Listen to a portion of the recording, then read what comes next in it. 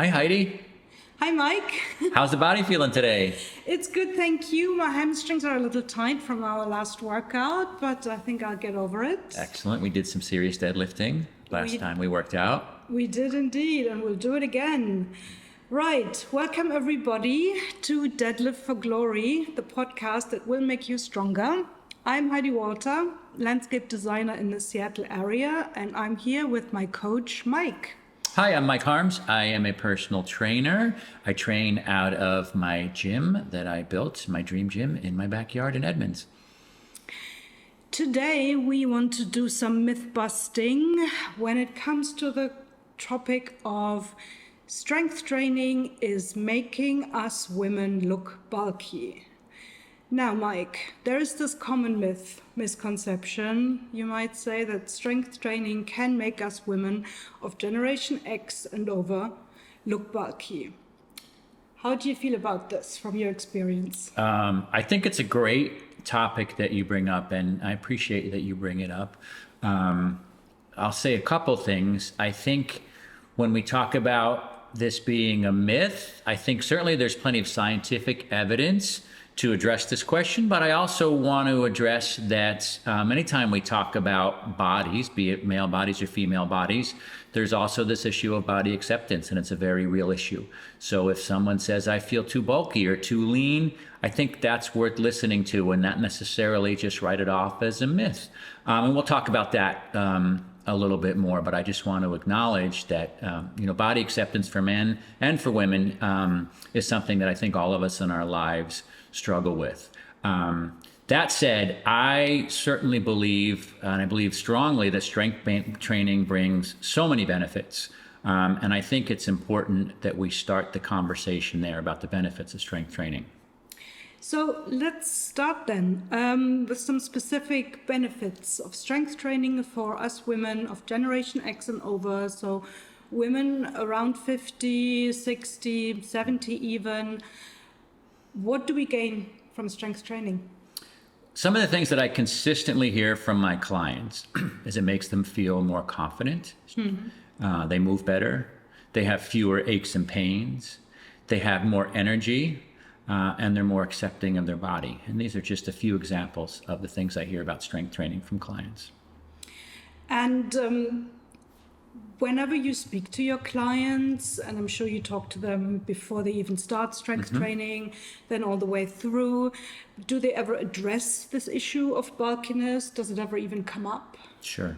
So if a client, whether they're an existing client or a potential client, would sort of ask me or express a concern that strength training would make her look bulky, first thing I would advise her is that strength training will be transformative, and it'll be transformative in many of the ways that we've already just talked about and I listed. Becoming too bulky or too muscular is unlikely for a number of reasons. And there's plenty of research out there that you can find simply by Googling this topic. But the term bulking up, for example, encompasses much more than just lifting weights in the weight room. It encompasses nutrition, like the food we eat, how much we eat. It's also how much weight we lift, how often we lift, and any other activities that we do or that we might exclude as part of our lifestyle. So just lifting weights alone in the gym is unlikely to make anyone, male or female, bulky, because bulkiness, bulking up, as we say, is a program, and there are many, many components to it. And that doesn't even address the genetic differences between men and women, which is, of course, is going to affect how our bodies respond to strength training. Yeah, so I mean, from my own experience, I definitely felt bulky even before I started strength training, but for very different reasons. Sure. I was basically hoping, to get leaner by getting more muscular and more defined. So definition really is the key for me here. And I do realize that I have actually, yes, gained quite a bit of, volume. And I can feel it in my clothes, in my jackets, that actually around the shoulders, things are getting tighter. But I know that is because I'm actually putting on muscle tone, so that's great. And really what I need to achieve now is the next step. I need to probably lose some of the body fat. with the nutrition, and that is such a big topic that I think we should leave that for another episode of this podcast. Sure. But I've actually heard this concern expressed by my friends before I started strength training, before I started lifting a single weight. Yeah. Make sure you don't get too muscular, you don't get too bulky. Sure. And I am also aware that I'm 52 years old. It's getting harder as we get older to even put on that muscle tone, Sure. right? So to get properly buffed up and shredded. So I don't think it's a concern for me. And once it is, then I know I need to regulate not so much from the weightlifting side, but really more from the nutrition side of things. Go ahead. I think that's a great observation. I mean, I talk about fitness really as a three-legged stool. It's exercise, it's nutrition, and it's recovery. So when it comes to achieving our goals, we need to think about and consider all three of those legs of the stool. So we talked about, the Googling, and that there's a lot of scientific information out there. Sure. Do your clients actually ever bring this up as a very specific concern, this whole bulkiness issue? Yeah, I would say clients who've started with me, I've not heard it frequently, but I'm glad you raise it, because it does cause me to wonder, is this something that's in the back of more clients' minds than they express? So I've not had many clients bring it up to me sort of in that initial session or when we first started or when they were thinking about strength training. I can say in 8 years,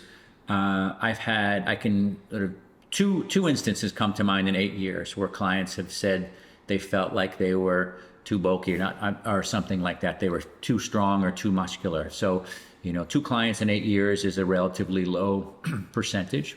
Yeah. That said, I think it's important as a coach to listen to that and to try to understand where that concern is coming from. And we did that in both cases. We looked at their workouts, not only with me, but their workouts, things that they were doing outside the gym, either on their own or in other classes. And then we just made some modifications to their programs, and they continue to come, and I know they continue to enjoy all the other benefits that come with strength training. Because, I think it's important to actually ask a follow-up question when people say this, I don't want to be too bulky. Yeah. What do you mean, especially to women? Absolutely. Does it actually mean, I still want to look feminine? Yeah. Because muscles are not normally associated with feminine physique. I think muscles are great in men and women. I love to see muscular people, I have to say, but that's just my very, personal preference. But, the whole thing about not looking feminine enough, I can relate to it. I don't think it's valid for me. I do wonder whether, you can even train, a bulky physique away by doing less training, because then you just get less defined, and that sort of defeats the purpose of strength training, right?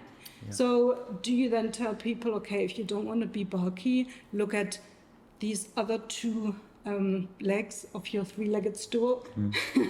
Well, I mean, first of all, you bring up a really good issue of body acceptance. I mean, Ronda Rousey, who's one of my favorite athletes, and she's a former UFC fighting champion. She's a former Olympian in judo. She has a great sort of section in her book where she meets Arnold Schwarzenegger, and she says, she meets Arnold, and he is so effusive in his praise for her body and her physique, and she is someone who's got a very toned, very strong, muscular physique. And she said, what a welcome change that was, because, to your point, she'd heard so much negative feedback. Even someone like this, who's accomplished, who's a movie star, I just thought it was so interesting that she had this interaction, and it was such a relief to hear positive feedback about her body. So I think, again, when we talk about bulkiness and being too strong or too muscular, we have to acknowledge that part of that is, perception issue. But to answer your question, with my two clients who came in to me at various points and said they felt too strong or too muscular, I do think that perception played a role in it. I mean, one client was first generation, and her mom had come over from another country, and her mom had very defined ideas about what it meant to be feminine. And when this client had told her mom that she was strength training, her mom sort of gave her some of those same admonitions. You know, you don't want to get too strong, you don't want to get too bulky. And it was interesting because this client loved to deadlift. She loved the feeling of getting strong. And then one day she came in and said, well, you know, I don't need to be any stronger than I am now.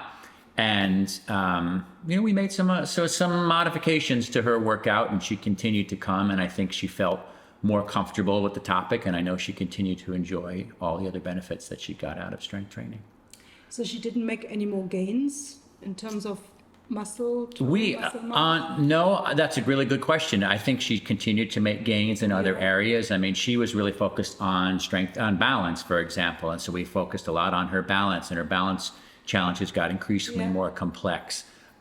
With her deadlifts, we kind of kept her at that level, and she felt good about that. She would tell me she felt great about being able to carry her groceries and lug other things around, and she kind of felt like she'd achieved what she wanted to in terms of those strength gains. But we didn't stop deadlifting. We didn't stop doing those exercises, but we did we were more deliberate about how we incrementally increased the weights.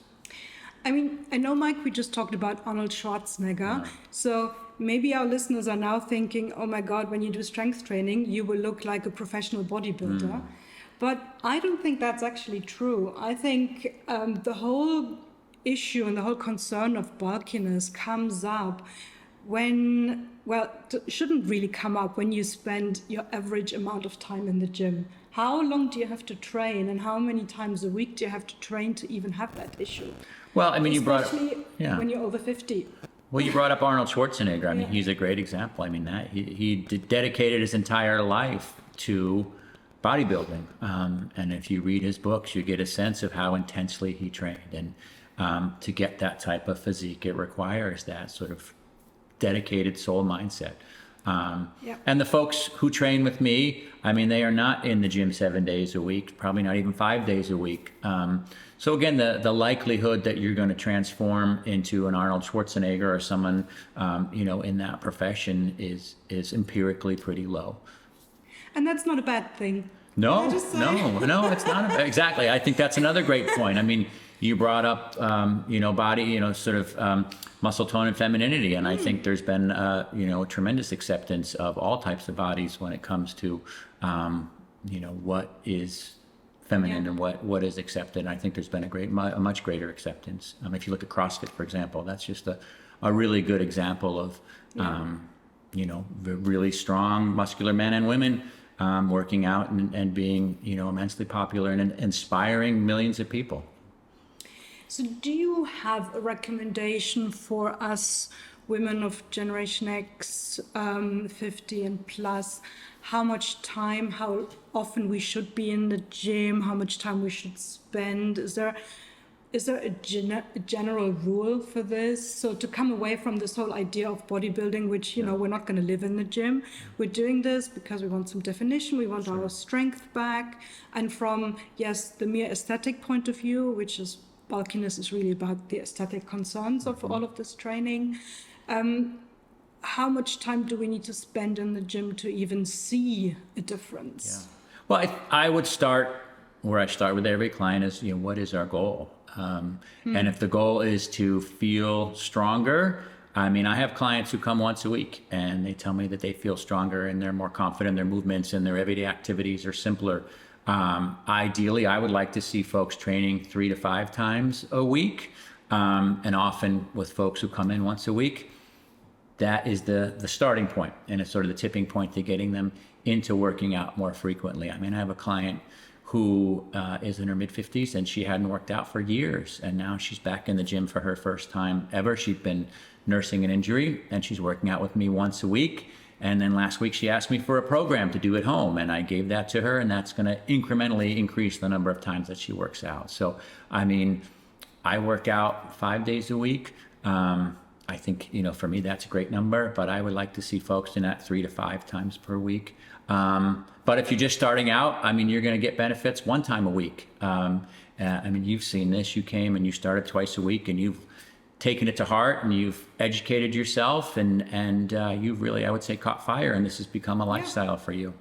And again, on the aesthetic issues and concerns of working out, all I can say is I love my biceps. I love that. Yeah. I love looking at my biceps. I like showing them off to people. I bore all my friends.